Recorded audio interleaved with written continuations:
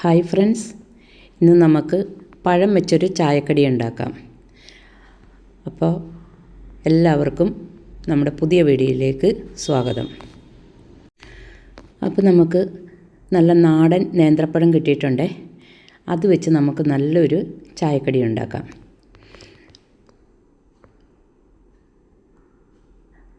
അപ്പോൾ നമ്മുടെ ബ്രദറിൻ്റെ വീട്ടിൽ നിന്ന് കൊണ്ടുവന്നതാണ് പഴം. ഒരു വളവും ഒന്നും ഇടാത്ത നല്ല നേന്ത്രപ്പഴമാണ്.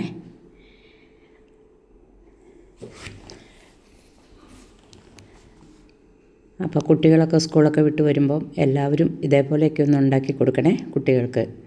അവർക്ക് ഇഷ്ടപ്പെടും.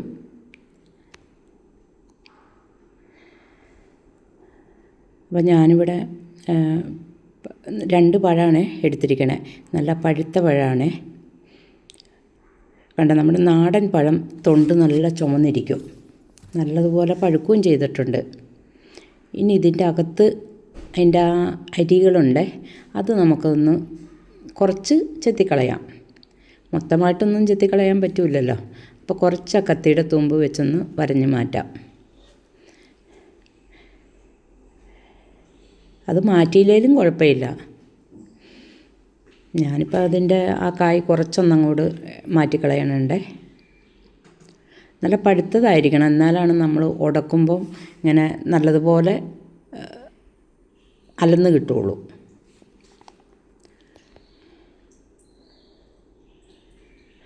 ഇനി നമുക്കിത് കണ്ടിച്ചിടാം.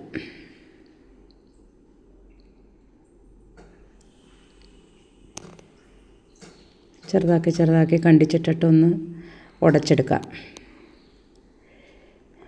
പെട്ടെന്ന് ഉടയും, നല്ല പഴുത്തതായതുകൊണ്ട്. നല്ല പോലെ അമർത്തി ഞെക്കിയെടുത്താൽ മതിയേ. കണ്ട, നല്ല പോലെ ഉടഞ്ഞിട്ടുണ്ട്.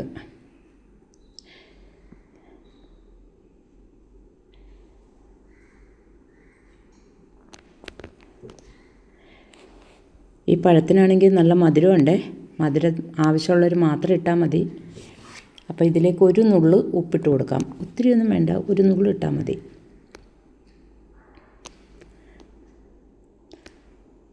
ഞാനൊരു 2 സ്പൂൺ തേങ്ങ ചിരകി വീതം ഇടുന്നുണ്ട്.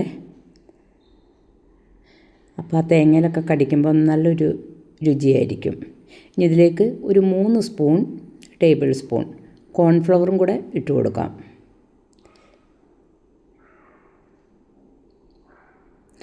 എന്നാലാണ് നല്ല മുറുക്കം കിട്ടും. അപ്പം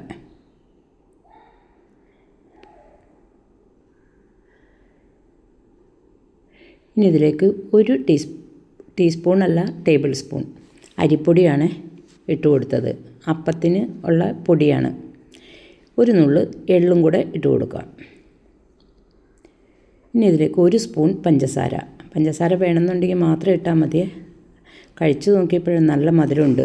എന്നിട്ട് നല്ല പോലെ മിക്സ് ചെയ്തെടുക്കാം. എളുപ്പം ഉണ്ടാക്കിയെടുക്കാവുന്ന ഒരു പലഹാരമാണ്. നല്ല പോലെ ഇളക്കിയെടുക്കാം. ഇനി ഇതിലേക്ക് ഇപ്പോൾ ഇത്തിരി വെള്ളത്തിൻ്റെ കുറവുണ്ടല്ലോ, നമുക്കൊരു 2 ടേബിൾ സ്പൂൺ പാലും കൂടെ ഒഴിച്ചു കൊടുക്കാം.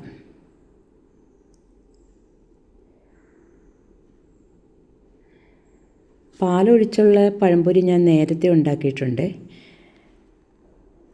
ആദ്യമേയൊക്കെ ഉള്ള വീഡിയോയിലുണ്ട്. എന്നിട്ട് നല്ല പോലെ ഇളക്കി കൊടുക്കണം. പോരെങ്കിൽ മാത്രം പാലൊഴിച്ച് കൊടുത്താൽ മതിയേ. അപ്പോൾ ഞാൻ ചട്ടിയിൽ എണ്ണ ഒഴിച്ച് കൊടുക്കാം. എണ്ണ നല്ലതുപോലെ ചൂടാവട്ടെ.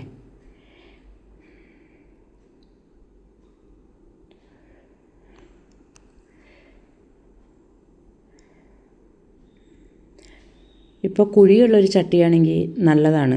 ഇതിപ്പോൾ ഈ പരന്ന ചട്ടി ആയതുകൊണ്ട് ഒത്തിരി വെളിച്ചെണ്ണ ഒഴിച്ച് കൊടുക്കേണ്ടി വരും.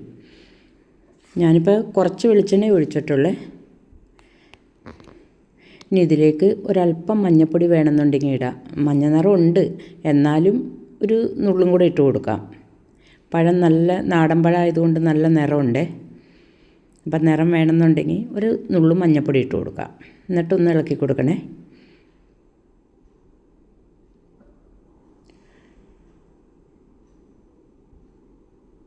അപ്പോൾ അതേ എണ്ണ ചൂടായിട്ടുണ്ട്. സ്പൂണും കൊണ്ട് 1/2 സ്പൂൺ വീതം ഇങ്ങനെ കോരിയിട്ട് കൊടുക്കാം. വലിപ്പത്തിൻ്റെ അനുസരിച്ച് ഇടാം കേട്ടോ. ഞാനിപ്പോൾ ഇവിടെ 1/2 സ്പൂൺ വെച്ചാണ് ഇട്ട് കൊടുക്കണേ.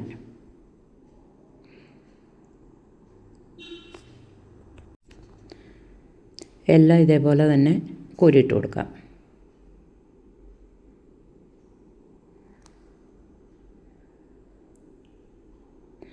ഒരു പഴം ഉണ്ടെങ്കിൽ പെട്ടെന്ന് ഉണ്ടാക്കിയെടുക്കാൻ പറ്റുന്നതാണ്. ഇനി എന്നിട്ടൊന്ന് തിരിച്ചും മറിച്ചുമൊക്കെ ഇട്ട് കൊടുക്കാം. എണ്ണ മുങ്ങിക്കിടക്കുവാണെങ്കിൽ നമുക്ക് തിരിച്ചും മറിച്ചൊന്നും ഇട്ട് കൊടുക്കേണ്ട കാര്യമില്ല. ഇതിപ്പോൾ തിരിച്ചും മറിച്ചുമൊക്കെ ഒന്ന് ഇട്ട് കൊടുക്കണേ. തീരെ കുറച്ചാണ് വെച്ചിരിക്കണേ. ഒന്നും കൂടെ തീ കൂട്ടിയിട്ട് കൊടുക്കാം. എന്നിട്ടൊന്ന് മറിച്ചിട്ട് കൊടുക്കാം. കേട്ടോ, നല്ല നിറമുണ്ട്. മഞ്ഞപ്പൊടിയുടെ ആവശ്യമില്ലായിരുന്നു.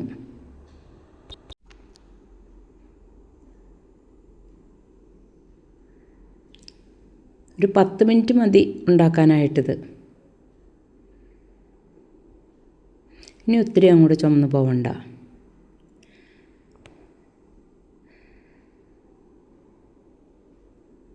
പെട്ടെന്ന് വെന്ത് കിട്ടും.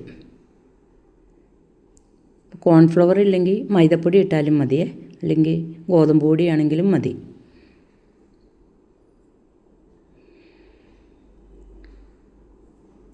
ഇനി തീ ഒന്ന് പതുക്കെ ഇട്ട് കൊടുക്കാം, കുറച്ചിട്ട് കൊടുക്കാം. അപ്പം നമ്മുടെ പഴമൊക്കെ നല്ലപോലെ മുരിഞ്ഞ് വന്നിട്ടുണ്ട്. നമുക്കിതൊരു അരിപ്പ പാത്രത്തിലേക്ക് മാറ്റാം.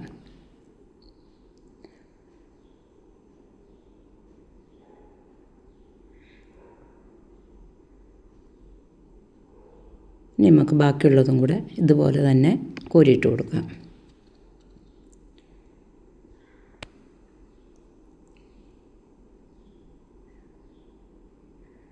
എത്ര പെട്ടെന്നാണ് കഴിഞ്ഞതെന്ന് നോക്കിക്കേ.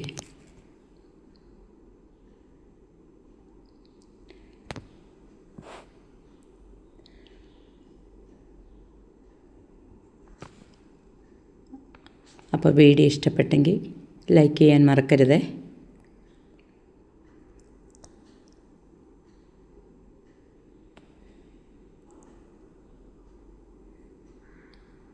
അപ്പോൾ എല്ലാവർക്കും താങ്ക് യു.